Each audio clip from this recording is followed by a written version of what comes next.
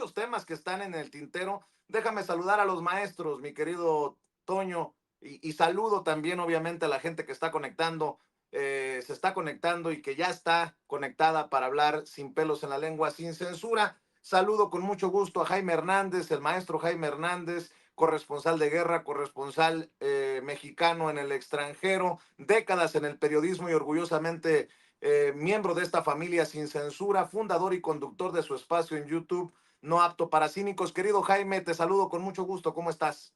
Querido Vicente, muy buenos días. Aquí listo para lo que tú me digas. Venga, déjame saludar también al querido Paco Cruz, 47 años, más de 47 años en el periodismo, autor de una larga lista de libros. Le recomiendo los dos más recientes, Las Damas del Poder y García Luna, El Señor de la Muerte, orgullosamente miembro también de esta familia sin censura. Querido Paco, muy buenos días. Vicente, buenos días. Jaime, también para los dos un abrazote, 47 y contando, Vicente. Un abrazote a la distancia para Ricardo Sevilla, que hoy cumple años y que seguramente debe andar de parranda, así que le damos un abrazote en público. Aquí estamos, Vicente. Gracias. Buenos días. Bueno, para empezar, pues yo también le quiero mandar, por cierto, un saludo al maestro Ricardo Sevilla, que invite al pastel. Mi querido Jaime, mi querido Paco, ¿cómo ven estos nombramientos? Continuidad en la Secretaría del Trabajo, personajes, funcionarias, en este caso probadas, como la secretaria de Cultura, que va al gobierno federal, el próximo gobierno federal, y una nueva secretaria de turismo. ¿Cómo la ves, mi querido Jaime? Pues a mí lo que me gusta de estas designaciones es la juventud, ¿no? Yo creo que es un cuadro de jóvenes y tiene razón alguien que se hace historia precisamente con cuadros jóvenes, ¿no? Con jóvenes que están como forman parte de un movimiento que representa el relevo generacional, y en ese sentido me gusta. Eh, Voy a ser un tanto petulante, sí, lo reconozco, petulante. No me gustó mucho el discurso de Claudia Curiel de Icaza, aunque yo entiendo que esta joven ya trabajó con Claudia Sheinbaum en la Ciudad de México, también como responsable del Departamento de Cultura. No me gustó su discurso porque lo encontré un tanto impostado, un tanto impostado. Y yo creo que no era tan necesario recurrir a tanta, porque miren, lo que pasa quizá porque tengo otros referentes. Octavio Paz decía, y creo que tenía razón Octavio Paz, la cultura mexicana es tan potente, que a veces no es necesario entrar en demasiadas descripciones, ni hablar de cómo se va a direccionar o gestionar, no. La cultura mexicana es tan potente, trasciende fronteras, trasciende generaciones, que lo único que necesita son personas cultas, que tengan un empaque intelectual robusto. Entiendo que Claudia Curiel es programadora, también entiendo que estudió historia, hizo algunas licenciaturas en arte, pero a lo mejor estoy en plan demasiado prejuicioso, ¿no? Insisto, su discurso me pareció un tanto impostado, ¿no? Como que le falta profundidad, esa es la palabra, le faltó profundidad. Y la utilización de estos términos también creo que fueron innecesarios, pero yo entiendo que forman parte de lo nuevo políticamente correcto, cuando dice nuestros hijos, nuestras hijas, nuestros hijes, que siguen resultando, sobre todo este último término, sigue resultando un tanto chocante para ciertos sectores de la población que no entienden, que ven este tipo de esta necesidad o de querer ampliar el espectro de la denominación de sexo, de género, francamente innecesaria, ¿no? Pero dicho esto, yo le deseo lo mejor, tiene la ventaja de la edad a su favor, Y luego me resultó más eficaz el discurso de la próxima secretaria de Turismo, Josefina Rodríguez, me resultó más eficaz, más puntual, sin demasiado ditirambo, sin demasiado a lo que iba, que va a mostrar la riqueza de la geografía, de la historia de México, y se acabó. De Marat, pues bueno, fue un discurso de corte casi institucional. Yo creo que el discurso de Marat lo ha repetido no sé cuántas veces. Marat, pues tiene la enorme fortuna que está sentado sobre un aumento histórico del salario mínimo, más del 116%. Y además, el desempeño durante la administración de López Obrador ha sido, pues bueno, ¿no? Ha sido buena, pero en suma, yo creo que son 3 designaciones que en el caso de las 2 primeras estén en condición de ya veremos, ¿no? En el caso de Marat, creo que está demasiado probado ya su labor y espero, yo en lo personal les deseo lo mejor del mundo y estoy casi seguro de que como tienen, insisto, la juventud a su favor, espero que hagan un buen papel. Y además otra cosa, más allá de lo que opine yo o deje de opinar, está el criterio de una mujer como Claudia Sheinbaum, que supongo que los habrá elegido por alguna razón importante.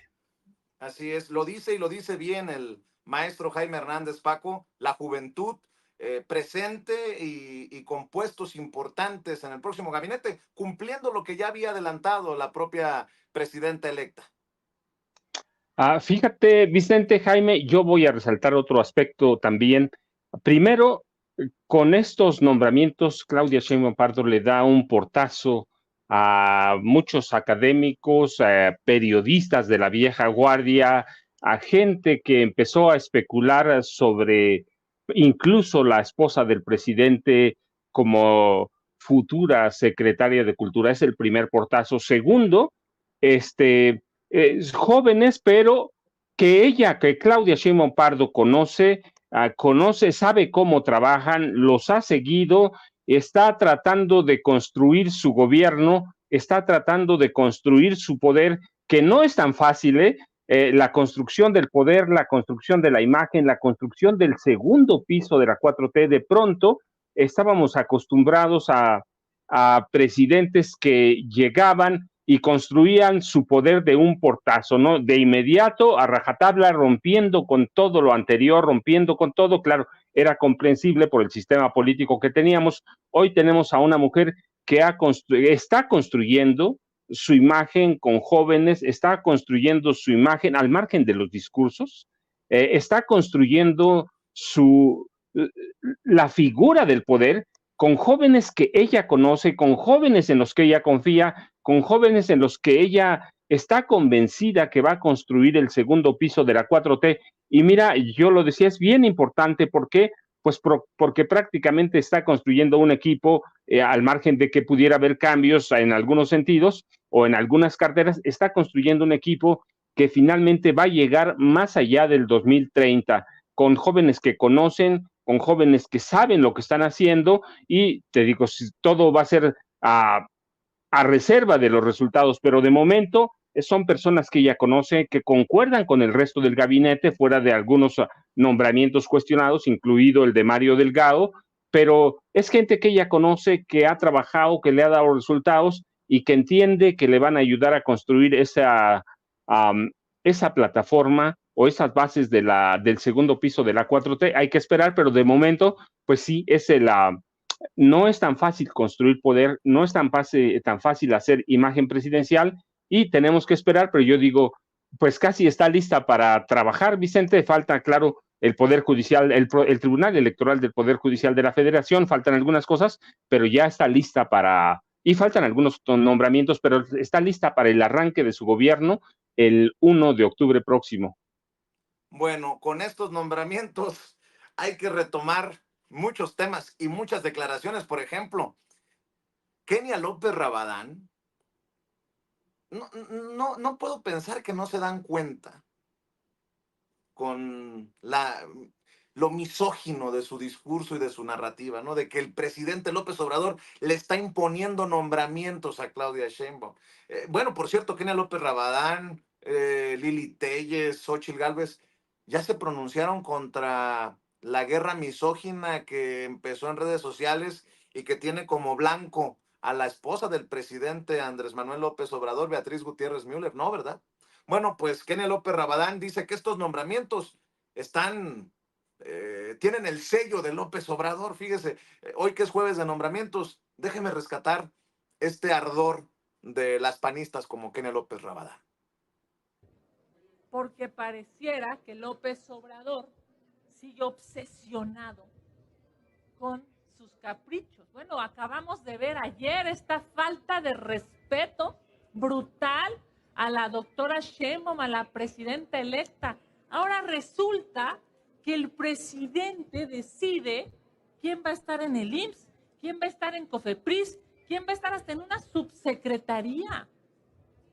Hay que decirle a la doctora Sheinbaum, no se deje, doctora. No le permita al presidente que abuse de su poder queriéndole imponer nombramientos. Es la primera vez en la... No, bueno. Defendiendo a Claudia Sheinbaum, sí, que se la crean en su casa, Kenia López Rabadán. Por cierto, en la permanente, el que dejó la víbora chillando fue Benjamín Robles, el diputado del Partido del Trabajo por Oaxaca, Benjamín Robles. De plano sí les dijo a los panistas, lávense la boca cuando hablen de López Obrador y Claudia Sheinbaum. Mucho porque el pueblo ya decidió. Habrá mayoría calificada y esa mayoría calificada lo que tiene que hacer es cumplir los compromisos que Claudia Sheinbaum presentó a lo largo de su campaña y que hicieron propios nuestras compañeras y candidatos, compañeras y compañeros candidatos que serán legisladores. Y ahí dice con claridad que deberá haber, entre otras cosas, una reforma al Poder Judicial porque hace falta justicia en el pueblo de México. Y eso es lo que les duele. Y si algo no puede hacer Acción Nacional es venir aquí a hablar del pueblo. Es una majadería. Lávense la boca cuando hablen del pueblo de México y cuando hablen de López Obrador y de Claudia Sheinbaum Pardo. Es cuanto, senadora presidenta. Bolas. Gracias. Lávense la boca. Por favor, que sea con jabón Sote o con Foca, Ariel, para que haga chaca chaca. Y antes de ir con las opiniones para arrancar la mesa con el querido Jaime Hernández y el querido Paco Cruz, el que también dejó muy ardidos a los miembros de la oposición ahí en el Senado, en la permanente, es el diputado del Partido del Trabajo y próximo senador de Morena, Gerardo Fernández Noroña. Potente, como siempre, su discurso. Muchas gracias, senadora presidente. Decía San Agustín que el regalo de la paciencia es la paciencia. Y la oposición me hace ejercitarla de manera profunda y en serio y a fondo. La inmensa mayoría, fíjense la hipocresía opositora. La semana pasada, bueno, primero toda la campaña hablaron de la violencia, que había condiciones terribles en el país y no sé cuántas cosas, y la semana estuvieron a punto de asesinar a Donald Trump. Y la oposición no dice nada. La iniciativa para condenar este acto de violencia es nuestra, de nuestro movimiento, la presentó el diputado Benjamín Robles en la mesa directiva. Hoy aquí, de igual manera, hipócritamente, le llaman popular o populismo a la democracia. Ahora resulta que ellos, que son injuriados también por algunos sujetos del Poder Judicial, que dicen que ellos no son políticos, que cómo nos atrevemos a que el pueblo decida su participación o no como parte del Poder Judicial, vienen aquí a renegar de la democracia. Les digo, les recuerdo que el ejercicio del voto universal, secreto y directo se llama democracia. El pueblo decide y por más que les irrite, en México decide el pueblo de México y nadie más. Dice el compañero presidente que los políticos nos repetimos y yo lamento tener que repetirme en esta tribuna, pero se los vuelvo a decir porque les entra por una oreja y les sale por la otra. Francisco Zarco, en el siglo XIX, cronista del Constituyente 1856, el pueblo elegirá entre los abogados más dignos y abogadas, ahora será, y más honrados y honradas entre los seres humanos íntegros que son la gloria de nuestro foro por su rectitud y por su fama inmaculada. Y si por alguna vez se equivoca mandando un imbécil a la corte como suele mandar las otras partes, no hay ninguna alusión hacia ninguna parte opositora. La elección y la renovación son excelentes garantías. Los buenos serán reelectos, los malos no se perpetuarán en la magistratura y habrá un estímulo a la probidad sabiendo que todos están vigilados por la opinión pública y sujetos a su fallo.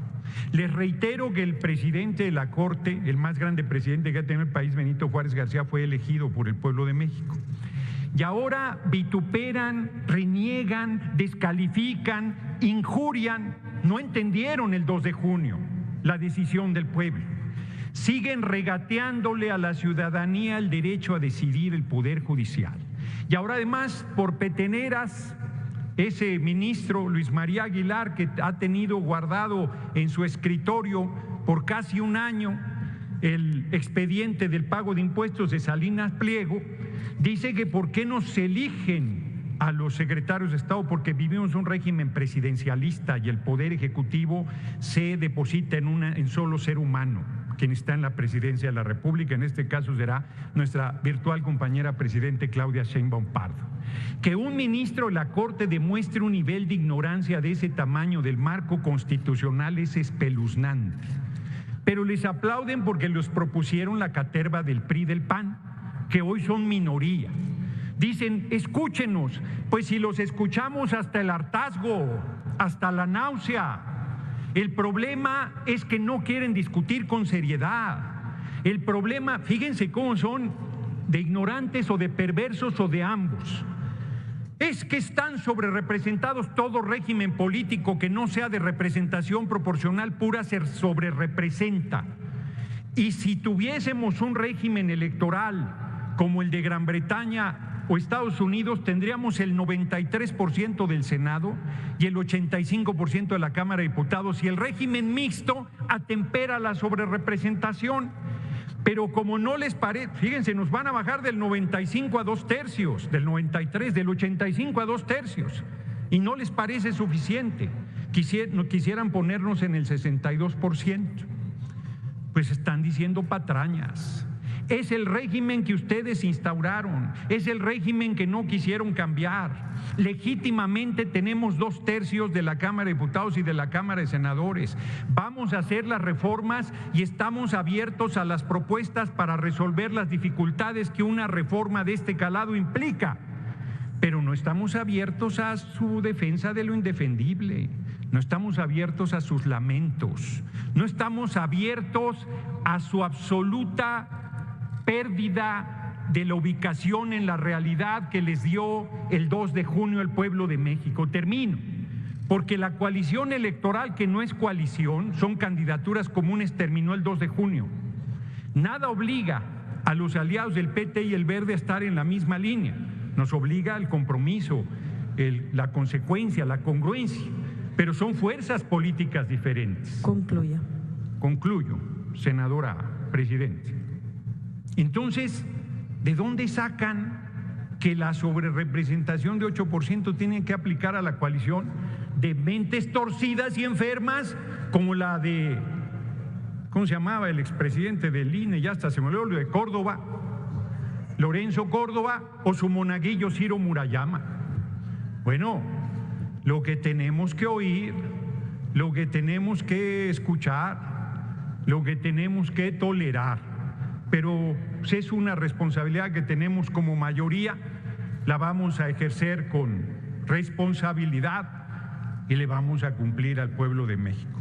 Les guste o no les guste la medicina, el Poder Judicial va a ser elegido por voto universal, secreto y directo del pueblo de México y nadie más. Así será. Muchas gracias por su atención, compañeras y Por eso lo odian a Noroña. Y bueno, vamos con las opiniones, los comentarios sobre esto que voy dejando en la mesa para el querido Jaime Hernández y el querido Paco Cruz. Eso de en México y en Estados Unidos, el expresidente Barack Obama cree que el actual presidente Joe Biden debe reconsiderar seriamente el futuro de su candidatura, según lo que publica el Washington Post. hay mucha carnita para deshebrarle a la audiencia. Inicio contigo, Jaime. Pues sí, efectivamente, digamos que este ha sido una obra de teatro en varios tiempos, en 3 actos.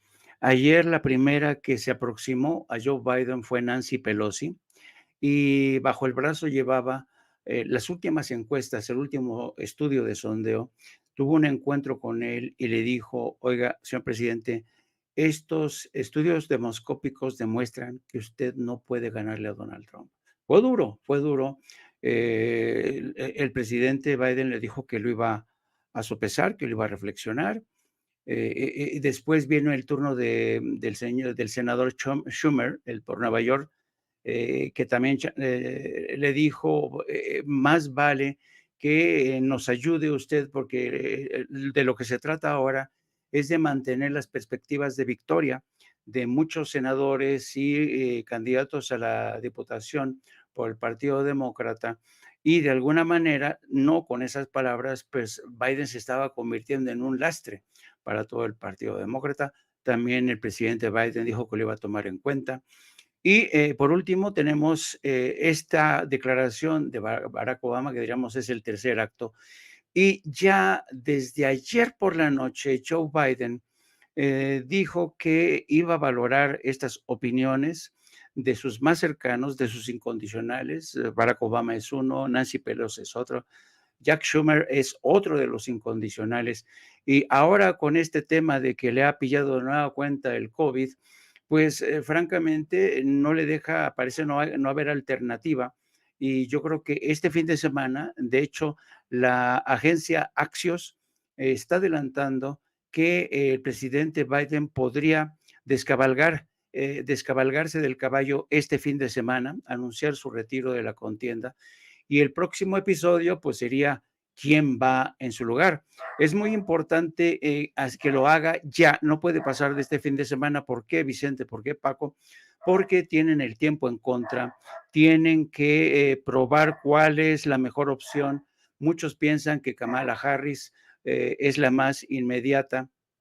Las capacidades de Kamala Harris, sobre todo para recabar fondos, es muy conocida, es una mujer muy, muy conocida, muy capaz a la hora de recolectar fondos. Luego está el gobernador de California, también ahí en el disparadero, también se está mencionando al gobernador de Maryland, un afroamericano.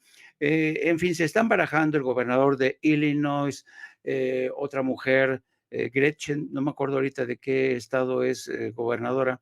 En fin, están todos estos en lisa y dispuestos a entrar al combate, porque lo que es muy cierto es que el atentado contra Donald Trump, pues francamente lo ha colocado en la antesala de la Casa Blanca. Y yo creo que hoy vamos a escuchar precisamente el discurso de Donald Trump en la convención del Partido Republicano en Milwaukee, en Wisconsin. Se supone que hoy va a hablar, se supone que en principio Donald Trump había elaborado un discurso bastante combativo para referirse a la frontera con México, las deportaciones, para referirse sobre todo en tono de venganza contra todos aquellos que le persiguieron desde el aparato de justicia, desde los tribunales. Iba a lanzarse con todo, con todo. Pero después del atentado, algunos de sus asesores le dijeron: oiga, señor presidente, es mejor que reconsidere el tono de su mensaje. Creo que después del atentado no puede usted salir en este tono tan aguerrido, tan incendiario. Le sugirieron que en lugar de ello utilice un tono más conciliador. Y se espera, a menos que decida el propio Trump cambiar el tono, se espera que el mensaje de hoy sea de unidad, sin dejar, claro, de soltar una que otra puya a sus adversarios que desde su punto de vista lo han perseguido. Y vamos a ver qué ocurre. Y esto pues deja al Partido Demócrata ante una de las crisis más difíciles en el último siglo. Yo creo que desde hace tiempo el Partido Demócrata debió haber tomado en cuenta los problemas de salud de Joe Biden. Y ahora lo que viene después, si se confirma la decisión de Joe Biden de soltar la candidatura, viene la campaña de convencimiento para los más de 2.400 delegados, superdelegados que acudirán en agosto próximo a la convención demócrata, para que todos cierren filas y en lugar de respaldar a Joe Biden, respaldan a Kamala Harris o a quien el Partido Demócrata, el cónclave de los demócratas, decida quién es el elegido. Así es que los demócratas están en riesgo, saben que están en un riesgo existencial, saben que están a punto de perder la Casa Blanca. No así porque tampoco están muy mal en las demás contiendas en el Senado y en la Cámara de Representantes, pero no cabe duda de que las malas condiciones de Joe Biden sí que estaban lastrando las posibilidades de muchos, y de ahí que yo creo que este fin de semana tendremos cambio. Hay un viejo dicho que dicen los demócratas, dicen, nunca es aconsejable cambiar de caballo a mitad de la carrera, pero en este caso es imperativo, se tiene que cambiar de caballo, no hay otro remedio, porque el presidente Biden sigue sin superar el 30% de popularidad, sigue estando bajo el agua su popularidad. Así es que vamos a ver qué ocurre este fin de semana, querido Vicente, querido Paco. Así es, y para acabarla de chiflar,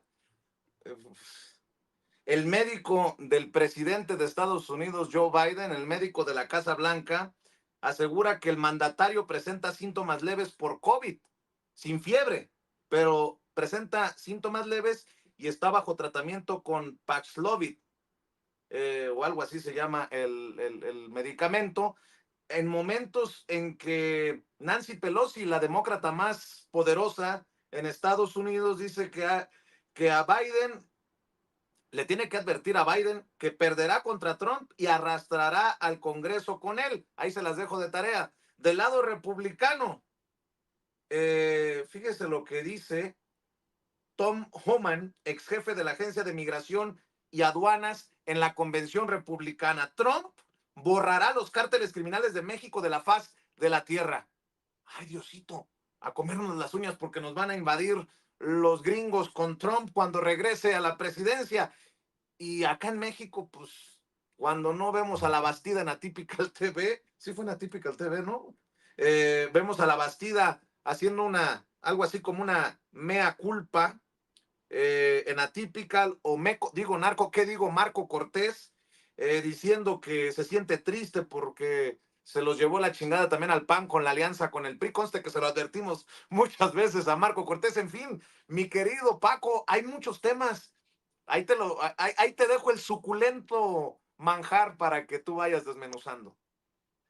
Bueno, mira, Vicente, Jaime, primero, Biden, la verdad es que ya debió haber renunciado. Ayer, sí, este miércoles, una encuesta de la agencia Prensa Asociado o Associated Press encontró que la mayoría de los demócratas están ya de acuerdo en que Biden debe renunciar. Es una cuestión como de amor propio, no le cabe en la cabeza todavía a Biden. Primero, que sus lapsus mentales son gravísimos. Segundo, que la prensa en la Casa Blanca ocultó mucho tiempo muchas cosas, ocultó, y que hoy, a pesar de lo que representen a J.D. Vance y a Donald Trump, tienen una ventaja impresionante. Hasta antes del atentado y después del primer debate tenía ya 6 puntos de ventaja Donald Trump. Hoy todavía no salen las encuestas, pero es claro que después del atentado eso le abrió las puertas a Donald Trump, incluso para planear su sucesión, que eso hay que ver en el nombramiento de J.D. Vance. No solo está tramando Donald Trump, no solo está tramando los próximos 4 años, que son sus últimos, y después, ¿qué? Y allí viene la sucesión de J.D. Vance, y la falta de entendimiento, la falta de la comprensión política del presidente Biden. Es decir, Trump está adelantando su sucesión con 4 años, está anunciando, claro, hay que ver qué papel va a jugar. Kamala Harris se perdió en la vicepresidencia, puede ser una mujer que junte, que sea buena para juntar dinero para la campaña, pero políticamente hablando ha sido una mujer gris. El gobernador de California puede ser una salvación, pero lo que nos dice Trump está ya pensando en el 2028. Biden todavía no puede resolver lo que va a hacer antes de la convención republicana. Mira, si llegan a la convención republicana, van a tener muchos problemas y claramente el Partido Demócrata va a caminar al desastre electoral en noviembre. Hay que esperarlo claramente. Y en México, mira, cambiando de tema, en México, lo decíamos ayer, mira, para mí no es el tema de la sobrerepresentación que tienen un problema gravísimo el PAN y el PRI, porque finalmente ellos desde 2018 pudieron haber cambiado la Constitución. Incluso en el gobierno de Calderón en 2008, quitaron el término de las coaliciones de gobierno. Quitaron el término y dejaron abierta y expresamente la sobrerepresentación de los partidos políticos. Creo que ahí no hay mucho que hacer, si bien es cierto que pueden hacer trampas, que hay presiones sobre el Tribunal Electoral del Poder Judicial de la Federación, que hoy seguramente mañana va a elegir a un nuevo magistrado para tener los 6 para calificar la elección presidencial y las elecciones a la Cámara de Diputados y al Senado de la República. Yo tengo la impresión de que nos estamos entrampando ahí en el Poder Judicial cuando la pelea es verdaderamente la representación, la asignación de lugares, lo que van a hacer, allí van a estar, y en los próximos días, en las próximas 2 semanas, vamos a tener una pelea clave por el Poder Judicial cuando lo que está en juego es la sobrerepresentación, que son las reglas que impusieron el PAN, el PRI, y por último, pues, los apoyó el PRD, pero vamos a tener 2 semanas interesantes. ¿Por qué? Porque esto va a definir, no el cambio solo del Poder Judicial. A mí me parece que ya es tiempo que haya una reforma electoral en la que se eliminen verdaderamente los 200 diputados de representación proporcional que tuvieron en una época, tuvieron su razón de ser. En los 70, cuando hay la gran reforma y llegan los candidatos de representación proporcional, había una forma, teníamos un partido dictatorial y teníamos una oposición que no representaba nada en la Cámara de Diputados, aunque eran parte importante. Allí había tiempo. Hoy la representación proporcional se ha convertido en un nido para delincuentes. Hay que ver a Lito, ¿sí? A Marco Cortés, a Ricardo Anaya, a quien pongas. La representación proporcional perdió todo su sentido. Así que no solo te digo, no es entramparnos en el Poder Judicial. Hay 18 iniciativas constitucionales pendientes.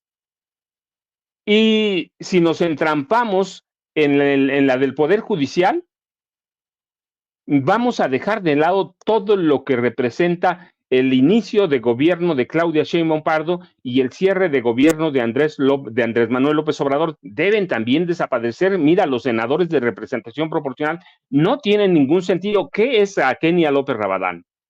¿Qué es a Lili Telles? La misma Xóchitl Gálvez. Son representación proporcional. ¿Qué va a hacer Manlio Fabio Beltrones ahora? Representación proporcional que se ha convertido en una cueva de ladrones. La verdad es esa. Hay que ver los nombramientos. Entonces, como que el Poder Judicial está quitando la vista de las presiones que hay en el Tribunal Electoral del Poder Judicial de la Federación para sacar primero la calificación y luego la representación proporcional, que yo digo es importantísima. ¿Por qué? Porque no está en juego, te digo, solo el Poder Judicial. Hay 18, son 20 iniciativas, hay 18 que son constitucionales, así que vamos a tener circo de la oposición para un rato, Vicente. Circo cuando la Constitución delimita claramente cuánto o cuál es el nivel de representación de cada partido político, pero pues todavía, por otro lado, todavía tiene tiempo. Hasta agosto tiene tiempo para calificar el Tribunal Electoral del Poder Judicial de la Federación, para calificar la elección de diputados, la elección de senadores, y luego tiene tiempo hasta como por el 8 de septiembre para entregar la calificación a las elecciones presidenciales. Pero estamos entrampados en que en el Poder Judicial, cuando la lucha y las presiones están en el Tribunal Electoral del Poder Judicial de la Federación, Vicente. Y no solamente es la oposición política, la oposición mediática, la oposición intelectualoide. Vean y escuchen a Héctor Aguilar Camín hablar de esta sobrerepresentación porque Morena no ganó lo que dicen que ganó y ellos no perdieron lo que nosotros sabemos que perdieron. En la mañanera, tú dices, les quieren asignar, pues quien se los asignará en todo caso será el INE. No, Héctor. Sí.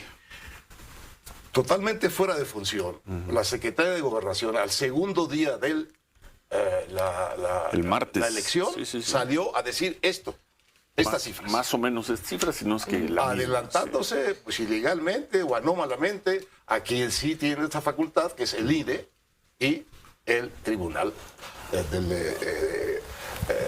el Tribunal Electoral Federal. Entonces, cuando tú ves esta diferencia de porcentajes entre lo que ganaron realmente en las urnas, lo que le dieron los votantes y lo que se quieren quedar con todas esas explicaciones que dio la secretaria, bueno, vale lo que les están dando de más, vale como 7 millones de votos. Es como si se trasladaran 7 millones de votos. Que no tuvieron. Que no tuvieron en las urnas. Nadie alega lo que tuvieron en las urnas. ¿Por qué se dan de más y le quitan a la oposición? ¿Por qué al PAN? Yo por eso digo también, a ver, yo también por eso digo que Ciro Gómez Leiva es el vocero de los malandros. Les abre las puertas, las cámaras, los micrófonos y les deja decir cualquier barbaridad. Pero no solamente Ciro, ahí en la cueva de los coyotes, de los lobos, también con Pepe Cárdenas salió María Amparo Casar con la misma cantaleta, básicamente. Pero tan es así que Olga Sánchez Cordero, hoy día, bueno, secretaria de Gobernación y hoy día senadora. Y va a ser diputada. Y ahora va a ser diputada, hoy senadora y va a ser diputada. Resulta que le tocó cuando estaba en la Suprema Corte de Justicia interpretar. Y dijo ella, a ver, esto hay que interpretarlo como partido o coalición. ¿Por qué? Porque si no lo interpretamos de esa manera, lo que estamos dañando es la voluntad popular, estamos dañando, porque ya no es un ciudadano un voto, sí. Estamos dañando la pluralidad, por lo tanto estamos dañando la representatividad. Y te lo voy a poner, se lo quiero decir al público de otra manera. Al PAN, ¿sí?, le costó cada voto 143,000, digamos, cada diputado le costó 143,000 votos para sacar un diputado. Estoy dividiendo nada más la votación entre el número de diputados. Sí. Al Verde, 66,000 votos. Sí, menos de la mitad. Menos de la mitad. O sea, ¿qué te parece eso? Ahora, ¿qué problema representa esto? Uno, viola la Constitución. Ya me perdí, pero vean la gran capacidad, hasta matemática, nótese mi sarcasmo, de María Amparo Casar. ¿Cuánto cuestan en miles de votos cada uno de los escaños? Bueno, le digo que andan muy, pero muy ardidos, pero en realidad lo que está detrás es lo del Poder Judicial, la reforma al Poder Judicial.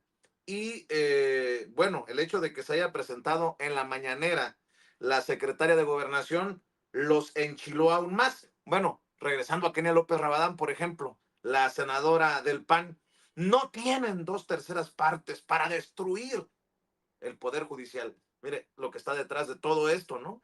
Échalo, David. No tienen 2/3 partes para destruir al Poder Judicial.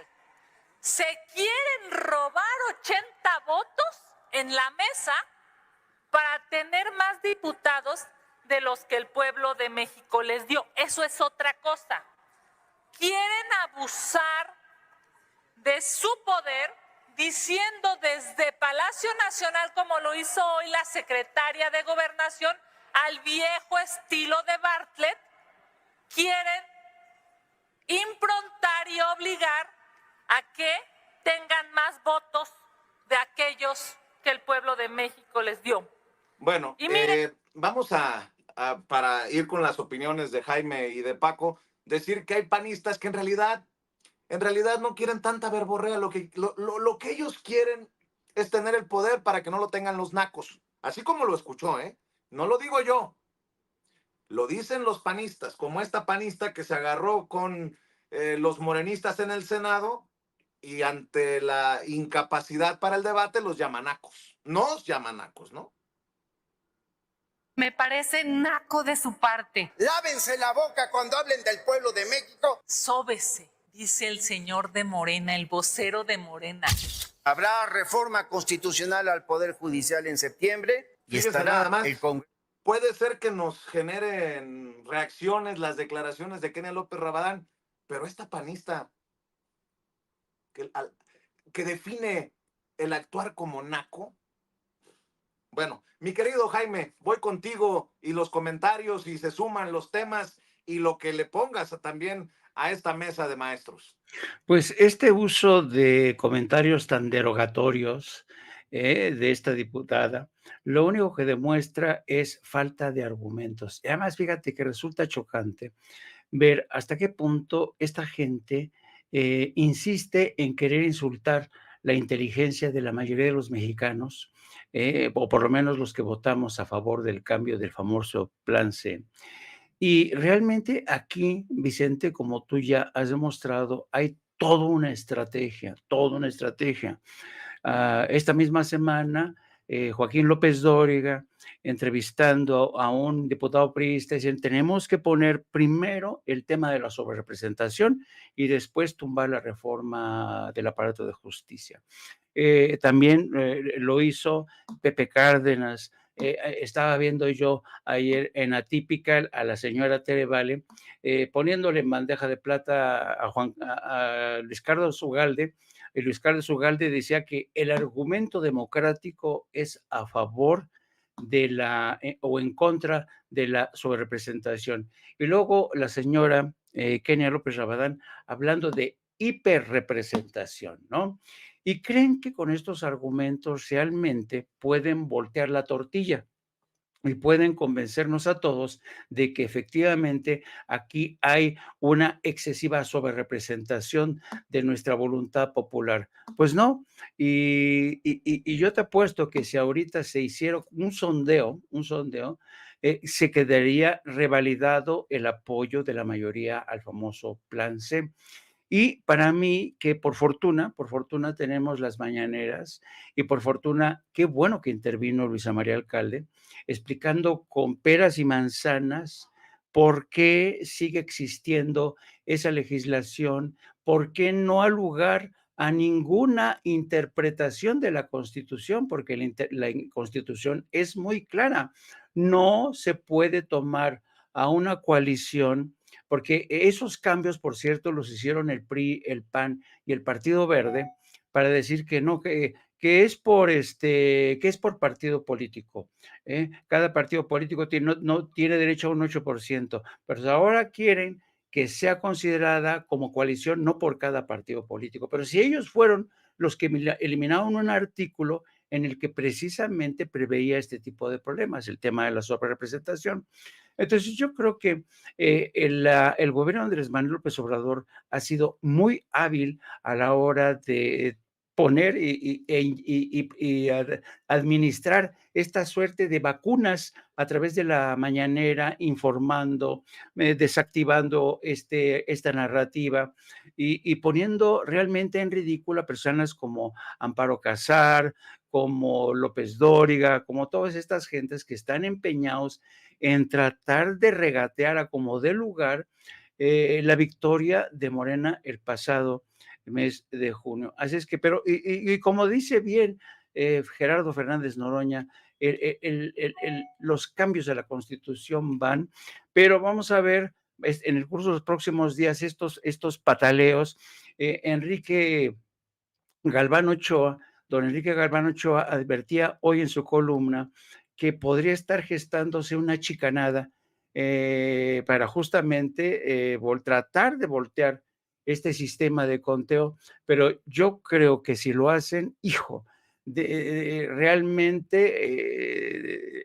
despertarían ahora sí que al México bronco, le estarían tocando los aguacates al tigre, y realmente no creo que el Tribunal Electoral y el INE vayan a llegar a ese extremo. Esperemos que no. Esperemos que no, porque, a ver, vamos a ser claros, muchos priistas y panistas están haciendo la mea culpa, como Francisco Labastida Ochoa. En Atypical admitió que el empobrecimiento de la nación fue por culpa del priismo al no aumentar, por ejemplo, el salario mínimo. Importante tema hoy que se ratifica la continuidad de Marat Bolaños en la Secretaría del Trabajo en el próximo gobierno. Esto fue lo que dijo. Gracias. Le dimos en la chapa a la justicia social cuando no elevamos los salarios por arriba de la inflación durante un periodo bastante largo. Eso fue lo que provocó el empobrecimiento de la población y que obviamente la población se fuera con Andrés Manuel porque estaba presentando algo que era, como te diré, deseable y justo. Sí. Hay que reconocerlo, derivado de una ineficiencia, de una injusticia aplicada de parte nuestra. Bueno. Hay que reconocerle a Labastida que lo dice con todas sus letras. Por cierto, ¿qué dijo Labastida, mi querido David, de Alito? ¿Es de los que está a favor o en contra de don Perpetuo? Esto fue lo que dijo Labastida en Atypical de Alarraqui. ¿Qué ocurre con relación al personaje? Yo el personaje me tocó conocerlo hace varios años. Perdón por contar detallitos. Me tocó conocerlo cuando yo era secretario de Agricultura. Estaba en Ciudad del Carmen, llega yo en un vehículo de la Secretaría. Con Cedillo. Con Cedillo. Sí, okay. Llega de repente un coche medio elegantioso, más bien, acompañado de un coche de guaruras, 4 guaruras. Y yo pregunto, ¿y quién es el señor? No, trabaja aquí en el municipio. ¿Y de dónde saca para traer coche elegantioso? Guaruras y toda la cosa. Y todo eso. Bueno, pues es que de sueldo no lo puede tener. Dijo, no, pero consigue contratos con Pemex a las empresas que quieren trabajar con él. Ah, bueno, ya entendí. Coyote. En pocas palabras. Luego me tocó tratar. Coyote dice de Alito Moreno, Francisco Labastida Ochoa, otrora candidato presidencial del PRI. Mi querido Paco, vamos avanzando con los temas. Vicente, avanzamos con Labastida, pero déjame decirte algo. Lo que dijo a Luisa María Alcalde Luján, la secretaria de Gobernación, sobre la representación, que eso es bien clarísimo.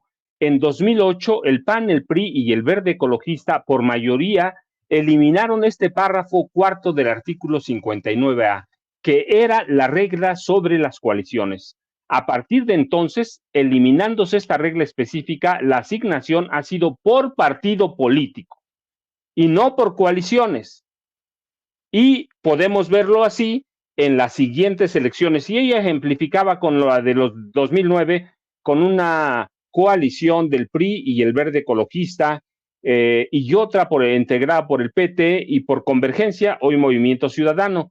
¿Cuál fue la distribución de diputados plurinominales? Por partido, es decir, históricamente después de 2008, cuando se elimina el párrafo sobre las coaliciones, todo se asigna por partidos, así que lo que están haciendo pues es nada más tratando de que nos chupemos el dedo y que veamos cosas que no existen en la Constitución, Vicente, por un lado. Por el otro, Francisco Labastida Ochoa tiene un poquito de razón, se sincera, como muchos políticos cuando pierden todo. Lo que se le olvida decir es que no solo Morena avanzó por el salario mínimo o por el empobrecimiento de los mexicanos, no, avanzó porque el partido, porque el PRI era un partido lleno de gente inmersa en la corrupción, incluido el mismo Labastida, que está vinculado a un desvío de recursos de más de 3,000 millones de pesos en 2000, cuando fue candidato presidencial. Desvío de recursos de Pemex. Recuerda, se conoció aquel caso como Pemex Gate. Se le olvidó decirnos que el PRI era un partido lleno de mañas, de trampas y de personajes impresentables como él, como Carlos Salinas de Gortari, como Ernesto Zedillo Ponce de León, como todos.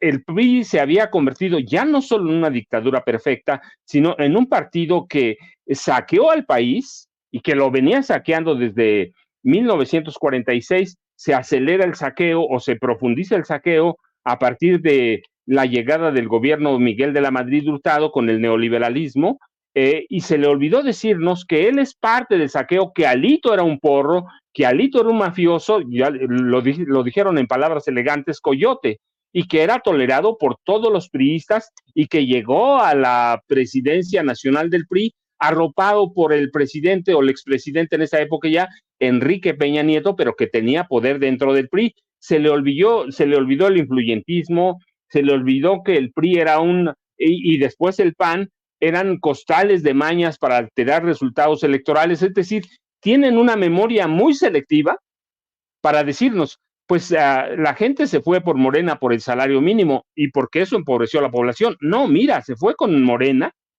por muchas razones, porque el PRI y el PAN se convirtieron en dos partidos saqueadores. Lo hemos dicho aquí en muchas ocasiones, Vicente. Por ejemplo, solo en el gobierno de Felipe Calderón se recibieron 400,000 millones de dólares por venta de petróleo crudo. 400,000 millones de dólares. Se le perdonaban a los empresarios a partir del gobierno de José López Portillo cada año 600,000 millones de pesos en cuestiones fiscales. Felipe Calderón dejó una deuda de 5.5 billones de pesos y no hicieron obra, no hicieron nada. ¿Qué hicieron con ese dinero? Claramente él, los secretarios de Estado, el presidente, los secretarios de Estado, los gobernadores se lo robaron. ¿Sí? Había un pillaje abierto, descarado. Hay que ver el gobierno de Calderón, el de Enrique Peña Nieto. ¿Sí? Hay un pillaje y había, a partir del gobierno de Miguel de la Madrid, una política económica para entregar este país a los extranjeros. Y mira, hoy lo dijo el presidente, por ejemplo, a los españoles. ¿Sí? Es decir, hubo una reconquista española en México, pero de todos. Y el PRI y el PAN finalmente entregan el poder a Morena, no por el salario mínimo, sino porque el gobierno se había convertido en una canasta, en una vaca lechera, de la que mamaban todos los políticos. Y alguna vez hice un señalamiento que mucha gente se reía ahora incrédula. Les dije, ¿vieron los presidentes, los gobernadores del PRI, del PAN, a los secretarios de Estado, a los pinos, las primeras damas, como un árbol de lingotes de oro, y arrancaban los lingotes a su conveniencia o según su ambición, que era mucha?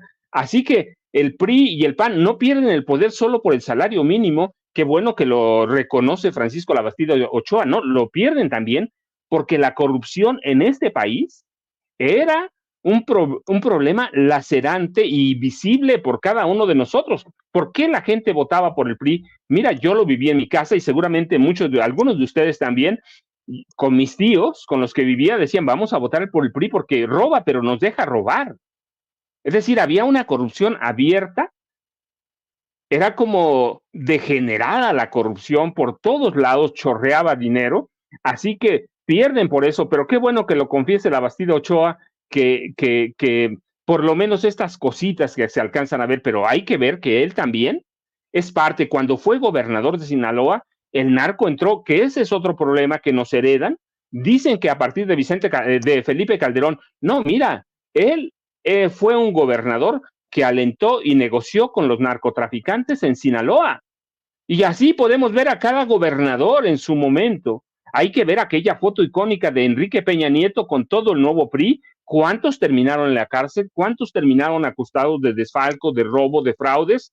Sí, eran gobernadores ladrones. Era el gobierno bajo el PRI bajo el PAN, con el nombre que pongas, Enrique Peña Nieto, Felipe Calderón Hinojosa, Vicente Fox, Marta Sagún, Carlos Salinas de Gortari, era una cueva de Alibaba y se robaron todo, empobrecieron, depredaron a este país. Así que por eso perdieron, Vicente, no solo por el salario mínimo, perdieron por todo, por toda la podredumbre que había en el gobierno de México, en sus gobernantes y en los gobernadores del PRI o del PAN, lo que le puedan llamar las siglas que le pongan. El México se había convertido en una cueva de ladrones.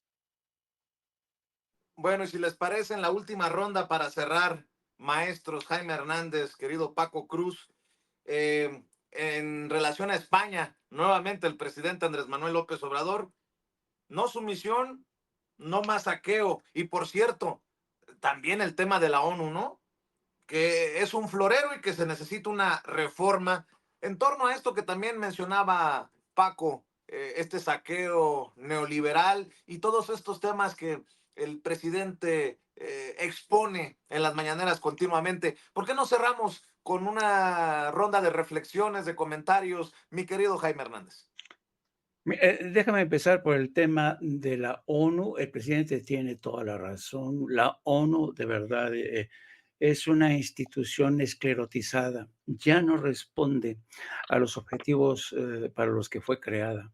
El mismo edificio de la ONU en Nueva York, ya prácticamente si uno se adentra en ese edificio, es como adentrarse en los años de la Guerra Fría. El edificio ya se quedó viejo, ya se antoja vetusto.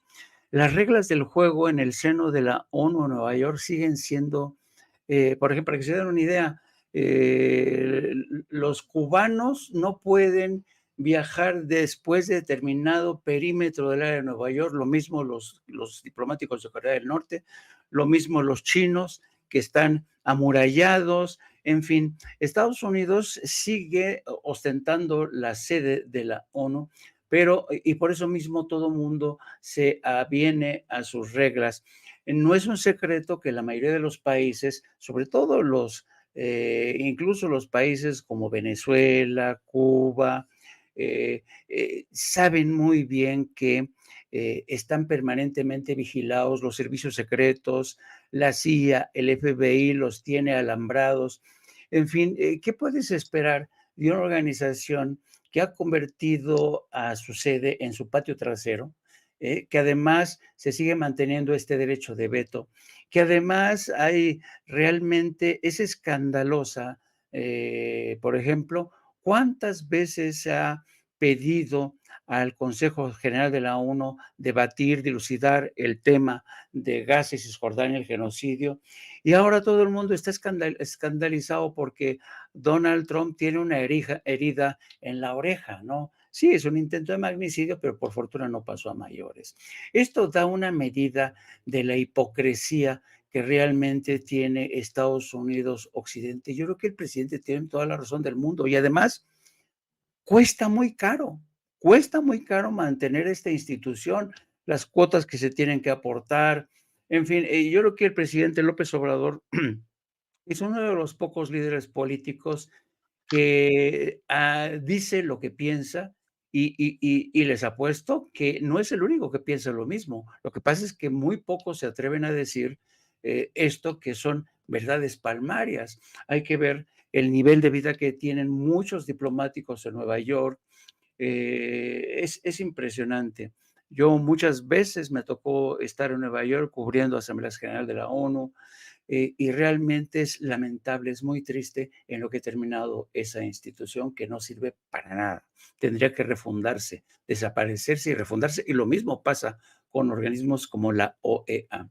Por el otro lado, yo creo que el presidente también volvió a insistir en el tema de España, que es un tema muy, muy, muy interesante desde cualquier ángulo que se le vea, ¿no? Porque yo creo que España, en muchos sentidos, sigue considerando a México realmente en su territorio, en su zona de influencia. De hecho, España, a la hora de referirse a Latinoamérica, no dice Latinoamérica, dice Iberoamérica, ¿no? Es decir, todo ese terreno que nosotros descubrimos y conquistamos se llama Iberoamérica, ¿no? Porque además, cuando uno les dice, no, no, no, es Latinoamérica, y yo recuerdo haber tenido una conversación con don Francisco Fernández Ordóñez, que en paz descanse, exministro de Relaciones Exteriores de España, y yo le decía, ¿y por qué se oponen tanto que nosotros nos llamamos a nosotros mismos Latinoamérica? Y me decía, pero ustedes qué tienen de latinos, ustedes no tienen nada de latinos, son aborígenes. Entonces, te das cuenta de este menosprecio, de esta visión, ¿sabes? De esta insufrible condescendencia con que España sigue viendo a Latinoamérica en general y a México en particular.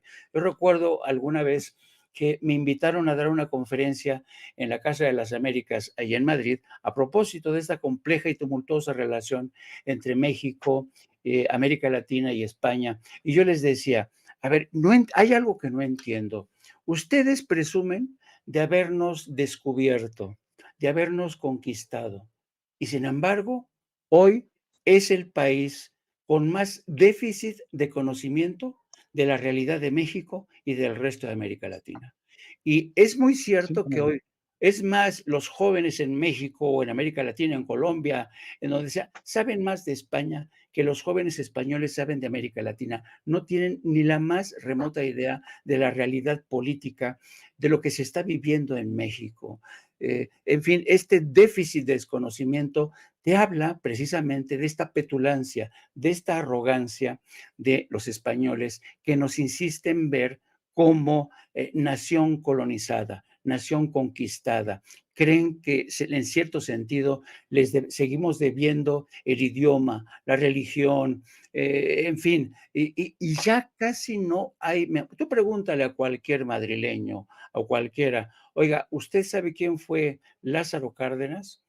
La inmensa mayoría te va a decir, ¿quién era Lázaro Cárdenas? Y tienen una estatua de Lázaro Cárdenas en el Parque Norte, al lado del Hospital de la Paz, pero cuando pasa ahí la gente y le pregunta, ¿sabe quién es ese personaje? La gente no sabe ni quién es Lázaro Cárdenas. Y se da la circunstancia que Lázaro Cárdenas fue el hombre que le dio refugio a muchos republicanos que huyeron, que fue el que permitió, lo decía el presidente, hubo una época de la España empobrecida, mucha gente se vino a hacer las Américas, como le decían, pero eso ya se les olvidó. Y ese es el tema que tiene, el problema que tiene la monarquía española con el rey Felipe.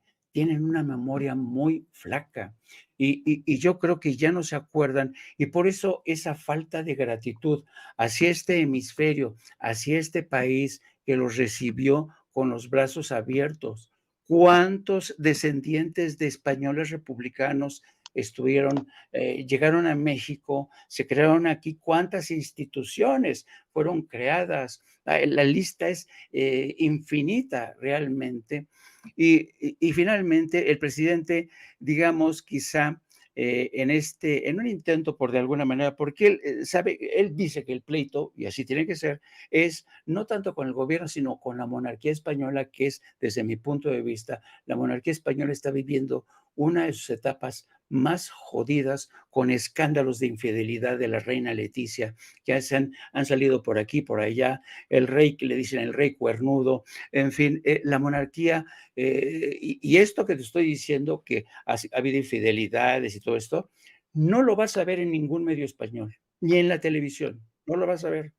Primero se enteran los españoles afuera de España de las infidelidades de la reina Leticia antes que los españoles que están viviendo en España, de lo cual te habla también de este control de medios de comunicación. Y finalmente el presidente trató un poco de congraciarse con el pueblo español, diciendo, bueno, el pueblo español es un pueblo de gente trabajadora, de un pueblo de gente progresista, casi de izquierda. Pero eso, la neta del planeta, Mr. President, yo se lo digo, España en su mayoría es conservadora.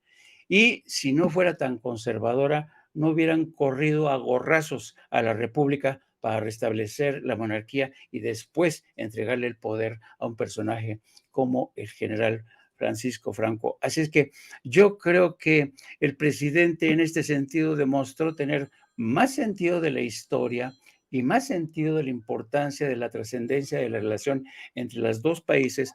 Desafortunadamente, todavía en España hay este dejo de condescendencia, ¿no? Quieren vernos a América Latina y a México como una nación supeditada a su propio imperio, un imperio que, por cierto, ya no existe más.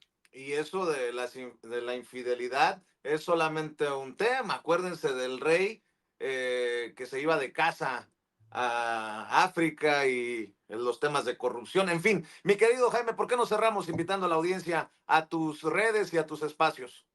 Dentro de hora y media ya los espero en No Apto para Cínicos. Vamos a hablar de esto y muchos otros temas. También me pueden encontrar a través de las redes sociales @JaimeYo1. Y te mando un abrazo inmenso, querido Vicente, lo mismo que al maestro Paco. Y pues nos vemos en la próxima. Claro que sí, Jaime. Paco, vamos a cerrar con tus comentarios, tus reflexiones, tus opiniones sobre estos temas. Una gran variedad de temas que han quedado hoy sobre la mesa. A Vicente, Jaime, mira, yo más bien estoy sorprendido cuando parecía que el impasse en las relaciones México-España pasaba ya había superado el desencuentro que empezó en marzo de 2019 cuando López Obrador le pide al rey de España que admita la responsabilidad histórica de España por los agravios causados durante 3 siglos después de la conquista y durante la conquista, y ofrezca disculpas o resarcimientos políticos. Sale López Obrador con un palo, y yo iba a decir un palo al rey cornudo. La verdad, cierra López Obrador con todo poderoso, llamándoles lo que los llamó cuando les pide que ofrezcan disculpas, arrogantes, soberbios, irresponsables de una barbarie en las Américas, en concreto en lo que hoy es México. Así que cierra duro, no solo con España. Yo pensaba en 2023, incluso ya nadie se acordaba, parecía que había quedado zanjado el tema de la disculpa y de la responsabilidad histórica de España. Se habló incluso de que las inversiones de españoles en México estaban muy sólidas, que México estaba el comercio exterior entre los dos países estaba creciendo, el comercio bilateral estaba muy sólido, ya no se había hecho ruido, y mira qué cierre tiene el presidente, con un palo, digo, al rey cornudo, pero directito, no se anda por las ramas. Él no va a arreglar nada, le da un portazo. Yo no, quizá con Claudia sí, pero yo no voy a hablar ni con el rey, ni con la princesa, con nadie. Ya prometí, si le da un portazo y es un cierre de gobierno, y el cierre con la ONU es lo mismo. Cuando nadie los pueda, López Obrador vuelve a adueñarse de la agenda, vuelve a hacerse de los temas informativos y te dice que es la ONU. No sirve. Es un organismo, ya lo dijo Jaime, vetusto, que sigue anclado en la guerra sucia, y el presidente te lo dice claramente. Hay genocidios en Gaza, hay un genocidio en Gaza, el genocidio de los palestinos, y no hace nada, es un florero. Hay una guerra en Ucrania, la ONU no dice nada, están llenas de comisiones, llenas de comités que no sirven para nada. Y yo digo, mira, vaya cierre del presidente cuando parece que todo está tranquilo con los organismos internacionales, porque también le da su palo a la Organización de Estados Americanos, le da el palo a la Organización de Estados Americanos, a la ONU, y de paso al gobierno español. Nada con ellos, yo me voy y no voy a hablar con nadie. Si les voy a aplaudir, claro que sí, como le voy a aplaudir a todo el mundo, pero nada que ver. Así que para mí es un cierre de gobierno muy poderoso y que no zanja, nunca zanja aquel desencuentro que empieza cuando López Obrador, con sus razones, las razones históricas, que es, ya lo dijo Jaime, es un conocedor de la historia entre los dos países, le pide disculpas, pero no solo a ellos, recuerda también al Papa, y le pide que admita al rey de España la responsabilidad histórica por los agravios causados durante la conquista y después tres siglos de la colonia. Así que es un cierre poderoso y para mí muestra y pinta de carta cabal lo que ha sido Andrés Manuel López Obrador, un hombre digno, un hombre que ha regresado la dignidad, lo dijo claramente, jamás sumisión, no a España, para nadie, Vicente. Así que para mí es un cierre poderoso y esto marca lo que ha sido todo su gobierno desde que empezó el 1 de diciembre de 2018. Vicente Jaime, un abrazote. Vicente, un abrazote. Ya sabes, @Paco Cruz Jiménez en X, antes Twitter, Francisco Cruz Jiménez en Facebook, Vicente. Así que un abrazote para ti, para Jaime. Y no se les olvide los últimos 2 libros, los 2 más recientes del maestro Francisco Paco Cruz, Las Damas del Poder y García Luna, El Señor de la Muerte, que los pueden encontrar en su librería favorita. Mi querido Paco, mi querido Jaime, estamos al pendiente, que pasen excelente día. Buenas tardes. Y déjenme